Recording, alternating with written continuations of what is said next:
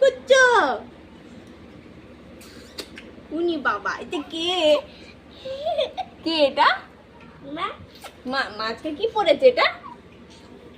উনি বাবা, উনি বাবা, উনি বাবা, কত আদর গো। এই খেয়ে ফেললো, মুখটা খেয়ে ফেললো।